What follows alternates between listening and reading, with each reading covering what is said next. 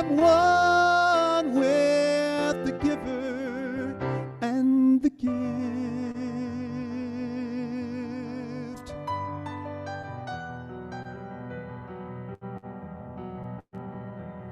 Do-do-do.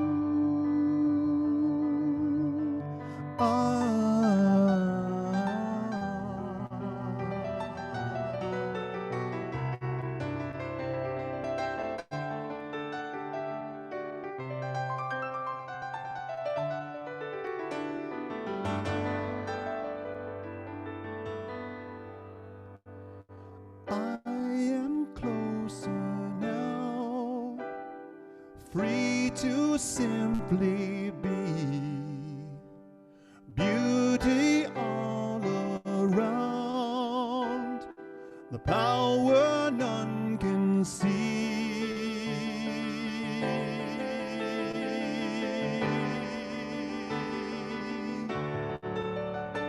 There's a tree in the wildest wind, bends with strength, strengthening through me. All life's clutter is cleared at last. Encounter peace with every breath and live. The giver and the gift. I found where I belong, where God's love is strong. The rhythm of the world is flowing like a river. I'm one with the giver and the gift.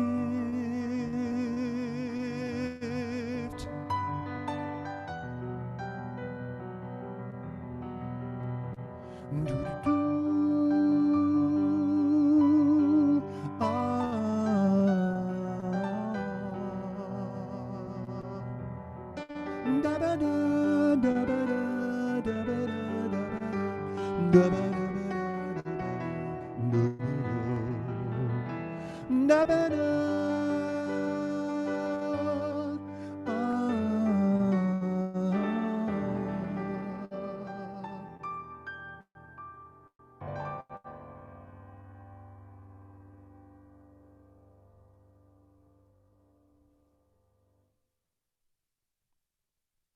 Thank you, Tom.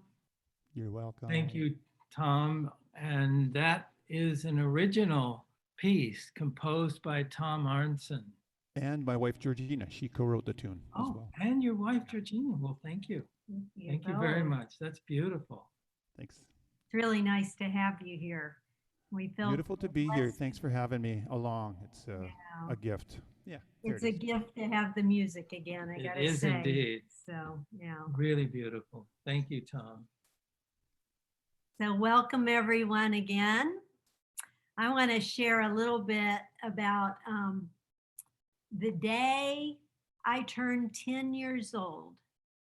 I cried and I cried and I cried. My heart was so sad because I was 2 digits old. I had moved from single digits to 2 digits, and it wasn't even a mind thing. It was a heart thing. It was a thing of transition. And that's what we're talking about today. The talk is called A Threshold of Becoming. So we're going to share a little bit about liminal space, about thresholds, about moving from one place to the other. And that's what it was like when I was 10 years old. I realized on some visceral level that life was going to be different. I had moved from childhood, my adolescence, into preteens. I don't know what's going to happen when I get 3 digits, if I get there. hopefully I will be joyous and not cry all day for fear of what was yet to come. So we're going to talk about liminal space a little bit. And some of you may know about liminal space, and that may be a totally new concept or word. But liminal space, the etymology of liminal space comes from the Latin root word limine, which means threshold. And liminal spaces are the transition or transformative space between places. So when I turned 10, it was that space, it was that threshold I went over into a new place of being. We experience this at different levels, and often times they're very subtle, and then other times they're quite big. They're life markers. The adolescent to teenage years, the graduations from high school and moving in, if we go to college, moving into college, marriage, birth, birthing, divorce, moving, life transition, midlife crisis, and oftentimes it is a crisis for some people. So these are just some thresholds, and liminal space is can be defined as the worldly and the other realms, the invisible realms, those spaces in between. And oftentimes there's a gap. There's like a jumping from one cliff to the other and hoping you make it all the way across, like Spider-Man would do, you know, jumping from one building to the next and hopefully not falling down in between where you know, don't know. But it can feel that way sometimes in the gap between what was and what is yet to be. And often we don't know what is yet to be. We just know that we're in the gap. And it can feel uncertain. It can feel, and one reason we're talking about it and sharing about it is because we're in that place right now as a collective. We're in home and shelter, and we're quarantined, and we're having a very similar experience on that level of knowing that we have to be safe in this regard, even worldwide. But then there's different levels of our experience individually and societally and globally, depending on even our food source and our living conditions and all of these things. But it's still a place that we're moving as a collective from one place of being into the new. And we don't even know what that is. So a few ways that in that, well, let me just back up to say, in that uncertainty, it can sometimes feel in the darkness, or the unknown can feel like darkness, can feel like a death or like lonely. It can also be a very creative time for some people, a very life-giving time and transformative time. But all those, even in the death process, and birthing something new can be a very transformative time. So that liminal space is the crucible. At Easter, on Easter, I spoke about the birthing experience and being in the womb. And that's the time of gestation when we're in the womb and waiting. And we've all had that experience because we were born here, but we're going through that now into the collective time. A few times in my own life of experiencing at significant levels the liminal space was when I got married the first time. I've been married twice. And both times were just intense times of love and just falling in love and being in love. And that's liminal space and getting married. In my first marriage, after 13 years, my husband decided he wasn't happy anymore, and he suddenly left. And that was just a shattering. I had 2 little kids. I all of a sudden became a single mother, and my life just exploded in a whole new way. And I didn't know where I was going, how I was going to survive, anything. And I was just felt like the ground beneath me had disappeared. At that time in my life, I didn't have a spiritual practice. I was pretty agnostic, even atheist. And so I didn't know what to cling to. I didn't know what to hold on to. And it felt like the whole foundation of life was tipsy-turvy. And so then later in life, another time that was really challenging was when I worked for a corporation. I had gotten my degree and in master's degree in wellness management and gerontology. And I've shared this story around sexual harassment in the workplace. And again, I was pushed out of that employment situation. I had to leave because of the situation. And again, everything I had built up, everything in my life, my meaning, my purpose, everything came shattering down. And I lost everything. I lost my career. I lost my home. I lost my job. I didn't know what was next. But out of those places came new opportunities, new birth, new growth. And we have these, they're almost like rites of passages. And we have these times, and it's this space in between, that liminal space from the mundane to the spiritual or the sacred, I'd say. In that time of both the collapse of my marriage and the collapse of my career in wellness and gerontology and that corporation, that collapse was a spiritual emergency, basically, a spiritual breakdown, but also a spiritual breakthrough. And in that sense, with our world today, that's what we're given the opportunity for here in this time. And it may feel like that for some of you, especially if you're out of work, if your life, if your career. My son is in restaurant management, and all of a sudden he's wondering if he'll even have a career in that field anymore, because who knows where we'll be with restaurants. And so his life purpose and what he was going for has shifted and changed, and he doesn't know where the new is. So as we move through this time, it's really important to just keep coming back into the known of our spiritual practice, into the known of what we hold on to and what we are being held by God, being held by the beloved. A few more words around liminal space is that we can go through it as individuals. Like I just described, we can go through it as communities or as cultural shifts. So in smaller groups of people, and we can go through it as societies, like or collective, global, as we're doing right now. And each of them has a different way of going through, although they're all still going kind of through the eye of the needle to get to the new place. It's important as we go through those spaces to, again, be held. And one way that is very interesting at this time of this global pandemic is that in the collective, in the whole collective, in our nations, of each individual nations, we're being guided by, on the outer plane, by our government officials.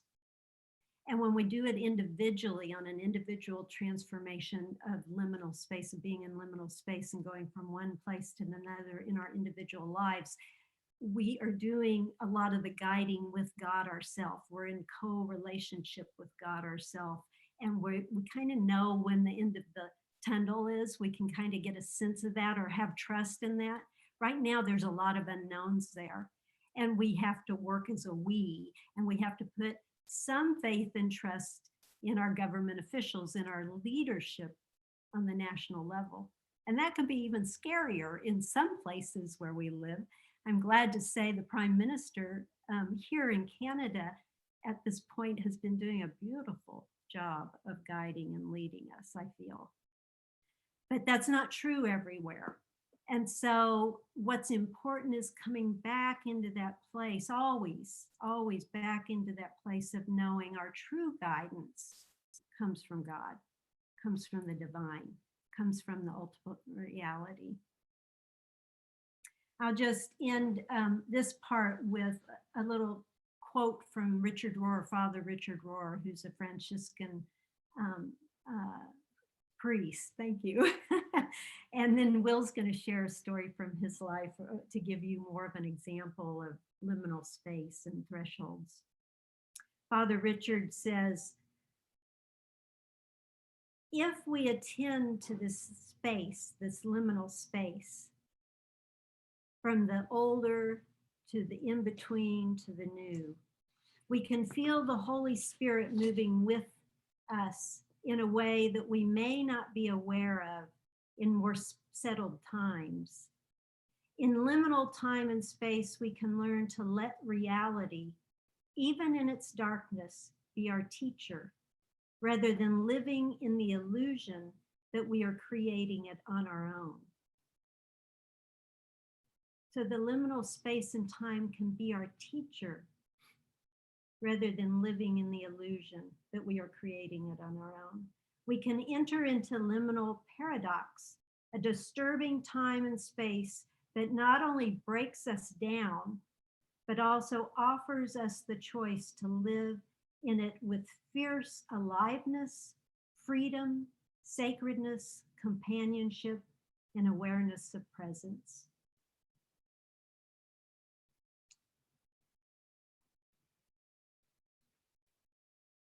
So this is a liminal time.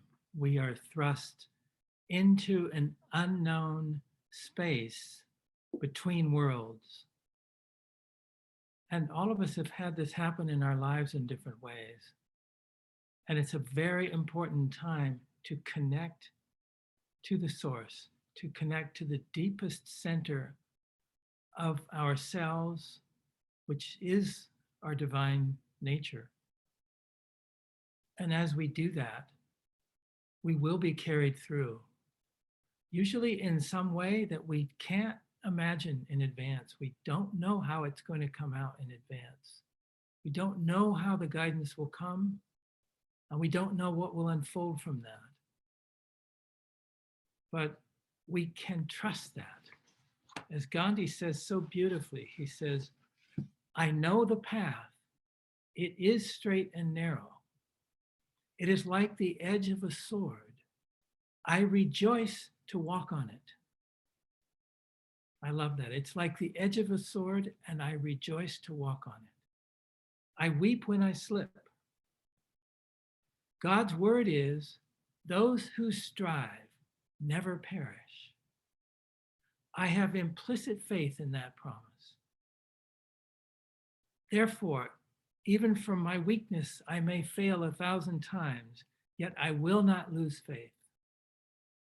But I shall hope, and I shall see that light, and it shall lead me on this straight and narrow path. So this is really important, that those who strive in faith will not be disappointed. As Gandhi said, he had implicit faith in that promise. And I want to share a story with you about a time in my life when I was thrust into the liminal space in actually a fairly shocking way. And this was at a time when I didn't really consciously have a prayer practice. It wasn't part of my worldview at that time. I was a scientist, remember? And so when I finished my training and I got my shiny new doctorate, my first job after finishing my PhD in mathematical physics was to go to an institute, a research institute outside Vienna, Austria, called the International Institute for Applied Systems Analysis. And they had just completed the largest energy study, the largest global energy study ever done in the world. It had gone on for 7 years, from 1973 to 1980. And it had involved 140 scientists from all over the world. The research budget was 7 million, and the total project cost was estimated at around 10 million. That's more than 40 million of today's US dollars. So it was huge. It was a big study. And I was so pleased to be going there because I had vehemently refused to consider any of these job offers from the military industrial complex. I wanted to use my science in a good way to help humanity. And so I'm sure you've all had moments in your life when I just felt like the luckiest person in the world. I had done all this training, I had the credentials, and now I was actually stepping in to really beginning to serve in my new scientific capacity. And when I got there, the director of this project was a man from Germany, a remarkable man with this huge Teutonic physical presence, very commanding, larger than life. And he had a voice that boomed with this sonorous resonance. I mean, even when he spoke softly in a room, those bass tones filled the whole room. And when he got up and gave a presentation, his voice would just thunder throughout. And he was a Herr Professor Doctor, and there was all of the sort of lessers. Wherever he went, there always seemed like there's a trail of people running behind him trying to catch up. He basically ran this institute with this very commanding energy. And he had come there from, his previous job was head of the largest nuclear research center in Germany with 5,000 research scientists under him. So he was a powerhouse. And he was one of the leading energy experts in the world. And they had just finished this groundbreaking study in which they had analyzed in computer models the future of the world's energy systems for the next 50 years. So they had built this gigantic computer model and projected the future of the world, energy-wise, for 50 years. And to make a long story short, the conclusion they came to was that and the report was called Energy in a Finite World, recognizing that resources are limited. But nevertheless, the conclusion they came to was that we needed to expand particularly nuclear power, but also fossil fuels. But the actual numbers, they had what they called a high scenario and a low scenario. And the high scenario was that we needed to build a large 1,000 megawatt nuclear power plant every 3 days for the next 50 years in order to make it. And the low scenario was that we needed to build one every 5 days. So basically, we needed to build a gigantic nuclear power plant, 1 or 2 times a week for 50 years in order to make it with the anticipated economic growth that was expected and the need for electricity that was expected to support that. And I was a fresh young scientist. I was prepared to believe it, but I also had to see the data. Well, to make a long story short, I delved into the data. And as I got into the data, all was not well. And then I was being brought in, and I remember a couple of times when I was being taken out to dinner and fed way too many beers from some of the fellow junior scientists who were basically trying to get me to go along with essentially what was increasingly seemed like some kind of manipulation of the data. I didn't know quite what it was, but I knew not all was well. And the more that I got into it, the more uncomfortable I found it to be. And then one day, I did finally discover some direct irregularities in the data. And I realized that this was not all that it was cracked up to be. I also found that some of the computer models that they had reported in the literature didn't work the way they said. So long story short, I came into a crisis of faith with this project. I did not know what to do. Here I had come for this most amazing job, this fantastic research institute. I was living in Vienna, Austria, one of the most beautiful cities in Europe. And yet this job and this work was somewhere between corrupt and misrepresenting the truth. And I just did not know what to do. So I was thrust into this liminal space, and I was desperate. Every day I woke up feeling this deep knowing that this wasn't right. And when I asked questions, I was basically being told not to ask the questions. And then I started getting told that I was a junior scientist who didn't understand how real science worked. But I could see the numbers didn't add up the way they said. So I finally, and I actually started meditation at that time at a Zen center in Vienna. And that was really the beginning, the real beginning of my spiritual life, because like many, I was led to it from a crisis. And in the depths of that crisis, I finally resigned from that position. And I wrote a letter of resignation and basically said I could not continue because it was just out of integrity. And I left. I didn't leave right away because my contract expired a couple months later. So I traveled for a bit. I went looking around Europe for other jobs.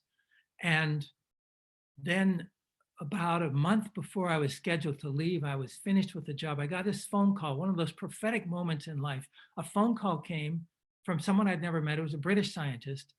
And he was visiting the Institute and he wanted to have lunch with me because he'd heard something about this whole project. And so we had lunch and he asked me what happened with this energy project. And I just told him my story. And he said, do you have anything written? I said, well, I just have this resignation letter. So I sent it to him through the interoffice mail that we had in those days. There was no email, you know, you stick it in those little manila envelopes and it goes around the offices. And I got a call from him about 4 o'clock in the afternoon. He said, let's meet again. And he came and he said, this is a masterpiece. I remember those words because I thought, what, it's just a letter. And he said, we need to talk. So anyway, we talked for the next week. Long story short, he ended up hiring me in a new department with a new name of a field I'd never heard of before called environmental science. And I was so excited. Environmental science, I mean, I knew about pollution and everything. That was all part of the deal, but I didn't know there was a science that was actually dealing with environmental science. I'd never heard the term because it was new. And I was going to be part of creating this whole new thing. So he hired me. We started that project. But he said, the first thing you need to do, because I wanted nothing to do with that previous program. I was done with it. And he said, that's important. He said, you are done with it, but you do need to write it up. You have to write up your experience and just summarize, give a full detailed account of what you mentioned in your letter. So I did that. I wrote a 40-page paper, sort of documented it. We circulated it around the Institute as a working paper, and it blew up. The entire Institute was up in arms. There was this outrage. And suddenly I was the enfant terrible. I was like the worst. How dare he? And they tried to suppress the publication of the paper. They didn't want to even make it a working paper. And Brian, who was my supervisor, he was a physicist from England. He just kind of licked his chops. And he said, this shows something. And he said, I'm going to make the focus of my research this institute's response to a critique of its own scientific work. And your job, he said to me, you now need to go and document this thing down to the last digit. And so we had a major crisis. And I wasn't exactly what I wanted to do. But he said, you've got to do it now because we've got this whole, they're up in arms. They're wanting me to fire you. And neither of us will get our contracts renewed. So we have 11 months to pull this off. And so we did that. I dove in and started doing the calculations of this computer model. And he started researching the whole sociology of the project, how it had been reviewed. To make a long story short, we ended up completing that project. It took 2 years instead of 1. And when I finished that report, which was now a 170-page dissertation length report, and at one point in it, I think I may have told this story, I'm not sure if I did, that one day I was in the library walking and there was a book that fell from a shelf, you know, one of those cosmic moments where literally I brushed past it, this book fell from the shelf. I opened it up and it was an early research report on this project that I'd never heard of, even though I was familiar with all of the details. There was a reference to an early research report that talked about stability problems in the model, which was the foundation of my entire critique. The whole thing blew up if you change the assumptions even slightly. It was completely brittle, completely unstable. And here was an early report saying that, and I couldn't believe it. And I thought, oh my God, maybe they're right. They've done all this work and I'm the one who's wrong. And I couldn't believe it. So I remember as I was waiting to get that microfiche, in those days, you know, microfiche, the report didn't exist anywhere. You had to recreate it from microfiche. The librarian had to grind it out. And when I finally got it in my hands, I was trembling because I thought maybe I am wrong, as they've been saying. I'm the kindergarten scientist, which they called me. And as I read the report, my jaw dropped, and I realized that the problems I had discovered, they had also found early on, and that report was then covered up. So now I had a smoking gun. And so I put that in at the very conclusion of my report, citing this early report, showing these very problems had been there all along. So anyway, that was a kind of a significant moment. So when I finished this whole thing, I sent it to the director of the research project, this very strong German professor, and to all the staff. And I didn't hear a thing, didn't hear anything back. I heard on the grapevine, but I didn't get any direct, because we always send, when you do a scientific report, especially if it's a critique of someone else's work, the first people you send it to are those people so they can defend themselves. So anyway, to make a long story short, what then happened was I heard no feedback from them. We were submitting it to publication, but it wasn't published yet. And then there was this conference gathering all of the world's, they had these every 3 years, and it just happened to be that year, all the leading energy experts from around the world, and they came to Vienna. There were 600 of them, all gathered in this large conference hall. And of course, I was there, and I was probably 30 rows back from the front. And at the front, at the stage, on the panel, were 4 world experts, kind of the top world leading energy analysts. And one of them was this German professor who was the director of this whole program. And there were 3 others. And so each one was getting up and giving a talk and then sitting down and facing the audience. And when he was sitting there after his talk, he saw me. He saw me in the audience, and he began to send this energy of just, I hadn't seen him probably in 8 or 9 months at that point. And he just began to grill me with this energy of intimidation.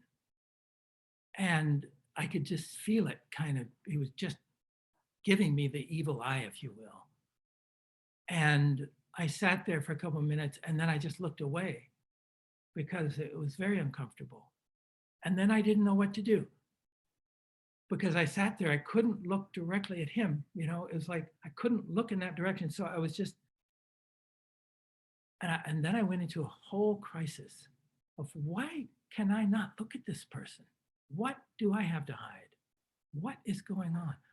And inwardly, I went through a whole review of that entire project, and every little calculation and every little digit in that report, which was, like I said, 170, 80 pages, I went through it all in my mind, every part. And I was so grateful at that point that I had taken out that one part. There was one part that I couldn't prove. I could prove it 98% of the way. I knew they'd done it. I had a kind of, a very deliberate misrepresentation that they had done, which I was able to prove most of, but I couldn't get the whole thing. So I had to pull that all out at the end of the report, never put it in. Thank God I did that, because when I went through that review of that whole report, I realized that piece of work is 100% correct, true, and in full integrity. And so I realized I have nothing to be afraid of. I have nothing. It doesn't matter, who he is or how big a wheel he is or how intimidating he is. The truth is, this report is correct. That work was basically fraudulent, and I stand by it. And so then I thought, okay, great, that's fine. But what am I going to do? How am I going to look at this guy? He was so intimidating. And so I was still sitting there. I was kind of hot in my seat, I was in prayer. I didn't call it prayer at that time. I was a scientist, we don't pray. But I was in prayer. I was kind of like desperate. And suddenly into my mind came this image. And the reason I tell this story is partly because of the beauty and the power of how God intervenes in those moments of need.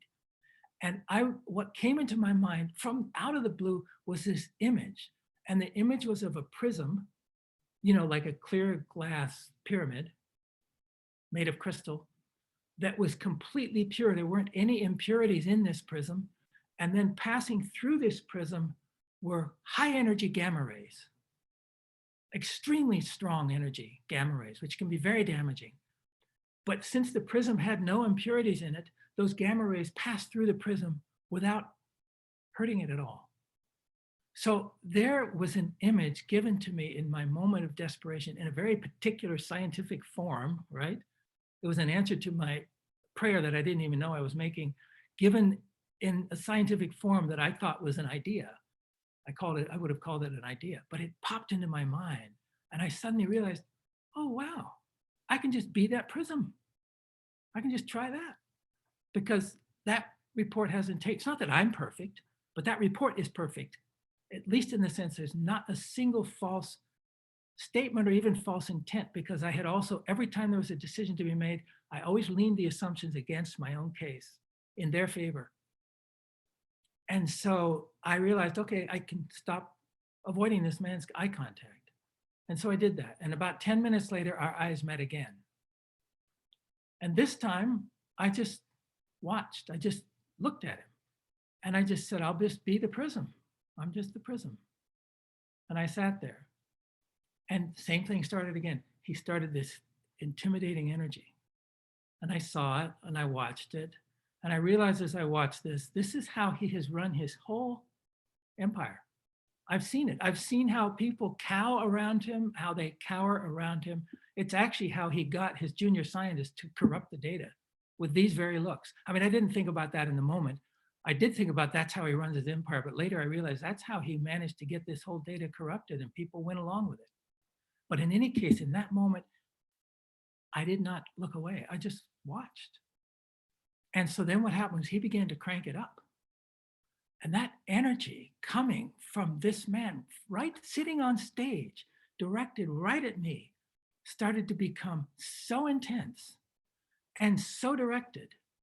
And inwardly, I began to realize I dare not look away. I wasn't trying to stare him down. I was simply watching. I was simply witnessing and watching. But I became aware that I needed to stare and hold the gaze.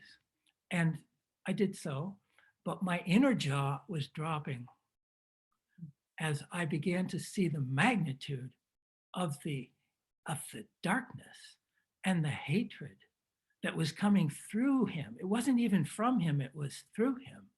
This unbelievable, powerful, incredibly dark energy. And I remember sitting there towards the end, just watching, and I could feel it literally cackling in right past me, like, and the image that came to me as I watched him was that I was standing right between two freight trains going 120 miles an hour, gigantic on either side of me. And if I moved so much as this way or that way, I'd be knocked flat. And so I just held that poise, that straight and narrow path, and just witnessed. And then he looked away. And I kind of breathed a sigh of relief and thought, wow, that was intense, you know. And then it sort of went away. And I didn't really think about it a lot until later after lunch. I was walking down the hall and I was coming to a blind corner. And it was just a classic moment. I was coming down a blind corner, walking down the hall, not expecting to see anyone. And then he came, when we came into the intersection where we could suddenly see each other, he saw me and he immediately looked away. And I suddenly realized in that moment, he couldn't look at me. And that he probably thought that we'd had some stare down contest or something. And I realized he couldn't look at me. And then as I sat with it, I realized there was something that had happened in that whole interchange. And the essence of it was this. I was the junior, little, tiny kindergarten scientist, as they called me. I had no power, no authority, nothing. He had all of the, the expertise, all of the weight was on his side. He was using all of that to try to force his will. But I was simply standing in the integrity, in the simple spiritual integrity. I didn't call it that in those days, but that's what it was. That report had integrity and it was not false. It was the truth. And I simply stood in the presence of that truth and in that knowing. And then something came through me, because when I was witnessing him, I could feel something larger than me, meeting something larger than him that was coming through him.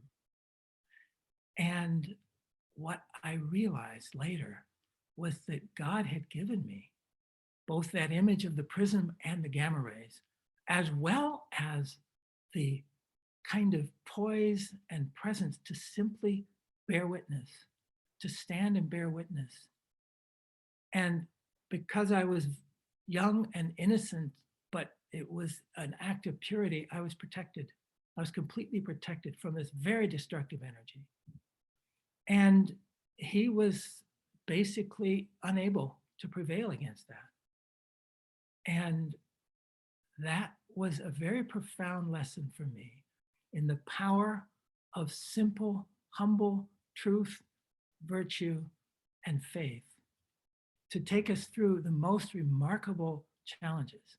And also that God will bring in a solution to a challenge in whatever way fits the context. In this way, I didn't even know I was praying, and God gave me an answer to that prayer in a very scientific form of a prism and gamma rays. And so the application to now and to today is that if we stay centered in our conviction, in our integrity, in our purity of heart, and if we stay committed to this path, as Gandhi said, God will open a way. God will open a door. God will give us the tools.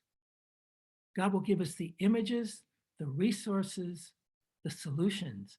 They'll come in ways we don't expect, very likely.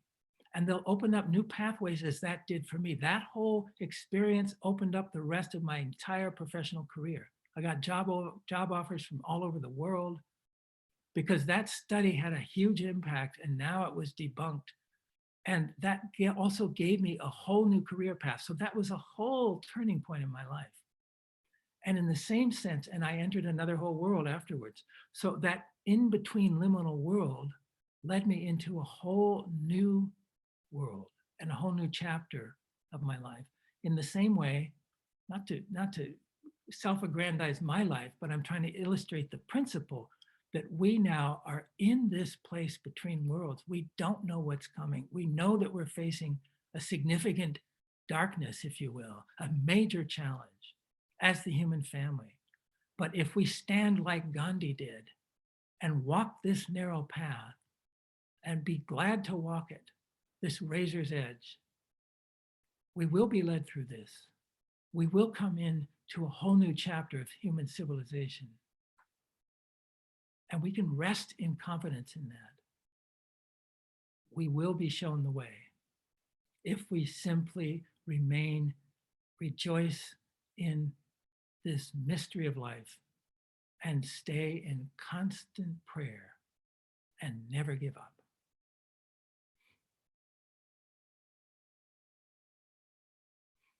Thank you.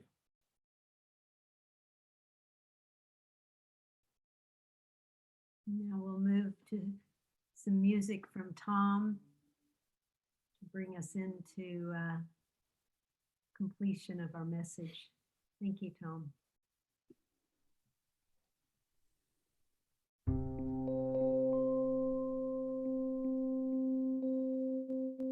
This song features the poetry of Rumi. I took a bunch of Rumi poems and made them into this tune. It's called What You Seek is Seeking You.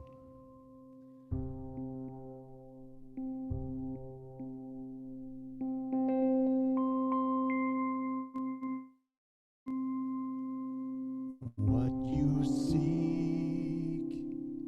is seeking you. Everything that is made beautiful and fair and lovely is made for the eye of one who sees.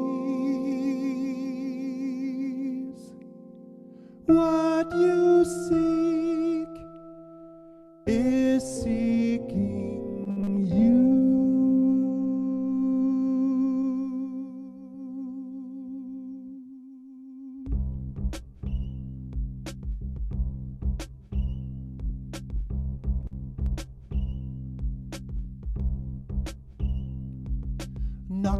and she'll open the door. Vanish and she'll make you shine like the sun. Fall and she'll raise you up to the heavens. Become nothing and she'll turn you into everything. You are everything.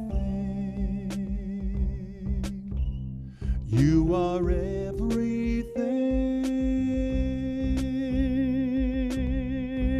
everything. Stop acting so small. You are the universe in ecstatic motion. Your task is not to seek love, but merely to seek and find all the barriers within yourself that you have built against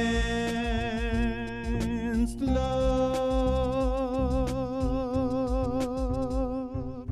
What you seek is seeking you.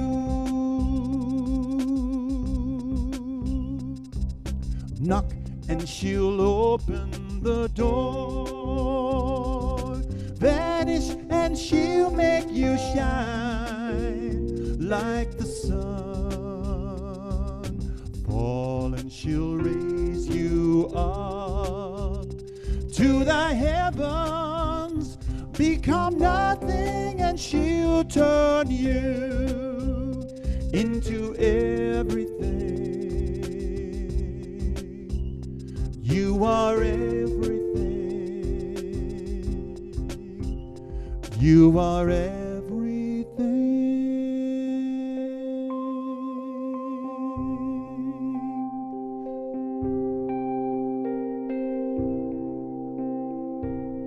The wound is the place where the light enters you. The wound is the place where the light enters you. The wound is the place where the light enters you. The wound is the place where the light enters you.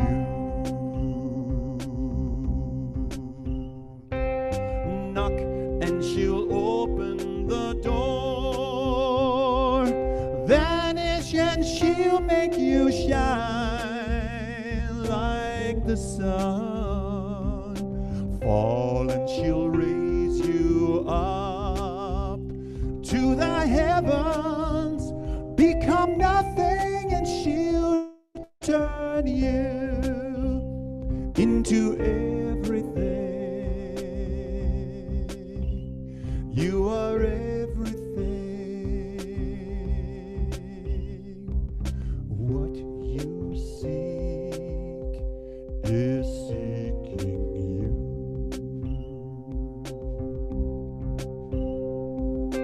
What you seek is seeking you.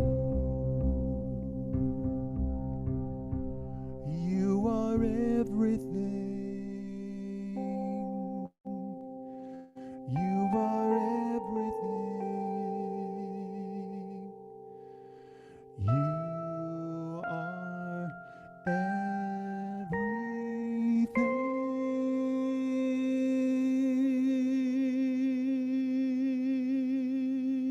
everything.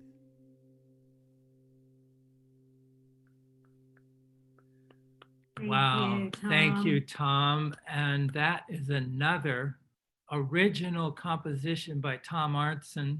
As he said, the words are those of Rumi, some of his most beautiful, but the music is all Tom Arntzen. Thank you, Tom and Rumi. You're welcome. So My I pleasure. love Tom, I love the words of knock and open the door. You know, she will open the door, Yeah. knock and she will open the door. And that's what we're called to. right now. It's easy, especially in the more privileged, advantaged place of North America, which all of us are pretty much, to think, okay, we're waiting, and we get bored with the waiting, and what am I going to do next?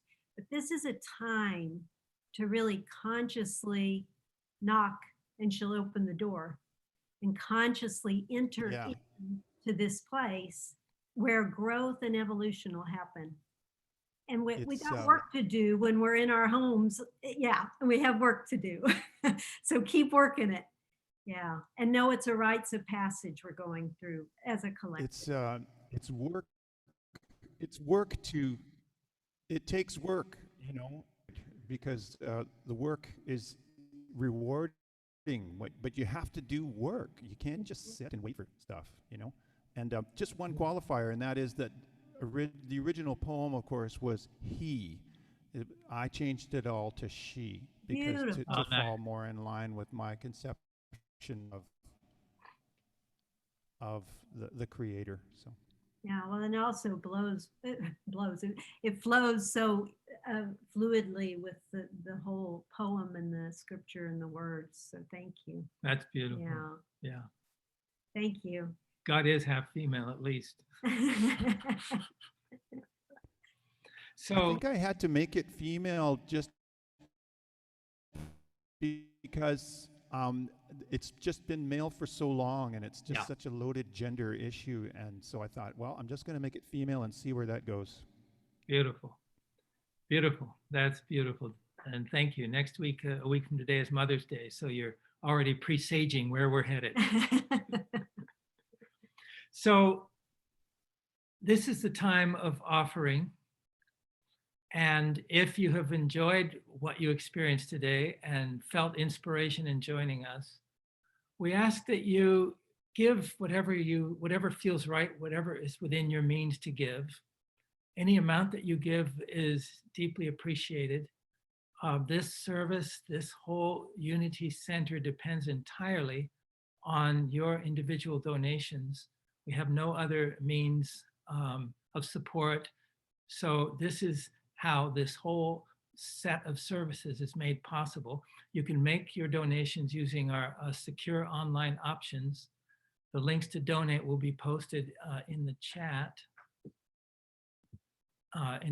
box right there. So thank you for making whatever donation you can, and we'll say our blessing now. Our offering blessing. Divine love flowing through me blesses and multiplies all that I have, all that I give, and all that I receive. And now we'll share about the prayer chaplains. And once again, we are very happy to have their support. Our prayer chaplains today are Luciana Velva, Angelique Amiras, and Margaret Sarkissian. And if you'd like to join a prayer chaplain for prayers just on one-on-one, you can, there's instructions of how to do this that will be in your chat box in a minute. But for prayer support and to join the prayer chaplains after the service today, simply leave the Unity service meeting and log into the prayer Zoom meeting. You can do this by clicking the link that's in your Friday Unity newsletter. It's located just below the Sunday service links. Or you can go to www.zoom.us and click join a meeting and enter the meeting ID and password. These details are in the chat box also. Okay, and so those wanting prayer support will just click out of this meeting and join the other Zoom meeting. And those that need to leave the service, you can just, when we bring closure, you just leave the meeting. And then there's others of you that might want to come into our virtual coffee hour, and we will do that. So you just stay online here. Okay. So I think the instructions are clear enough. And if you have any questions, just put it in the chat box, and Randy and Terry and Garrett will help support you there.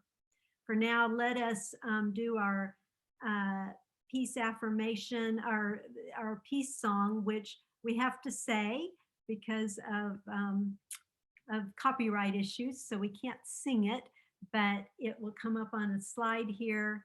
And let's just say it together. We invite you to put your hands on your heart if you'd like, if you're able, and let's say it together. Let there be peace on earth, and may it begin with me. And so it is. And the prayer for protection, keeping our hands on our heart. The light of God surrounds us. The love of God enfolds us. The power of God protects us. The presence of God watches over us. Wherever we are, God is, and all is well. May it be so indeed.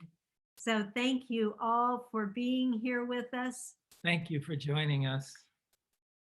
And if you'd like to unmute yourself, you can, but be sure to click out if you're going off and stay on if you're staying on, and go to the prayer chapters if you're going there.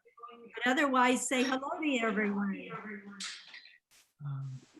Hello. Hello.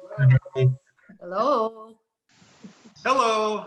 Hi. Hello. Hello. Hello. Lizzie.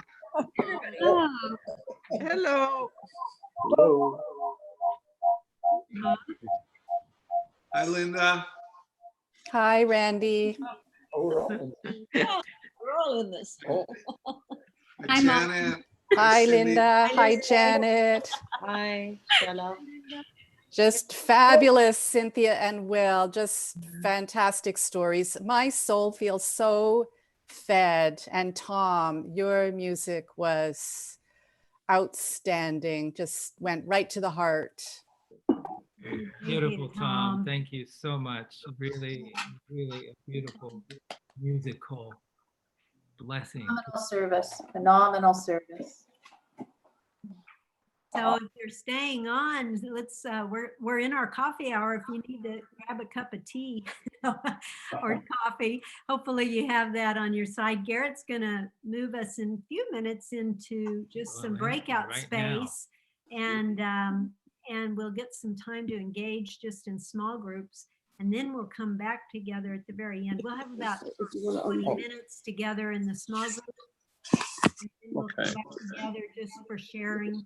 If you're on video, then if you're able to click and show your face when you get in those small groups, it does help. Otherwise, if that's not possible, just make sure that you say something in the beginning so whoever's in your group will know you're there. And Garrett, how are you coming? Are you ready? Just give me another minute. I think a few people are still signing off. So just Okay. If you're ready to sign off, then just over in the bottom right corner is leave meeting. That's where it is on my screen, at least. You can just click on that, and we'll see you again, hopefully soon. If you're leaving us now, I hope to see you during the week or next Sunday. Blessings on your time and your week. Good to see everyone. Huh. Lovely to see you all. Isn't this great? We get to see a little bit of each other's homes. We spent 2 hours with Sam's brother's 60th birthday in Ontario 2 days ago. So much fun to be with the whole family. That's Beautiful. great. How beautiful. I was telling a group this morning that we were with that one thing that I've done, because I'm missing my granddaughter who's just started walking, right? And Right. she recognizes me, but I said she also knows Mickey Mouse on the TV. So I don't know if she knows really who I am, but I bought some baby Legos that are exactly like the ones she has and she plays with and loves. And so I can't wait for tomorrow when we see each other again so we can have a play date with Legos. Oh, what fun. So Garrett is now ready to put you into your coffee hour groups. Garrett, take it away. all right, opening the room. See you Enjoy all. your groups.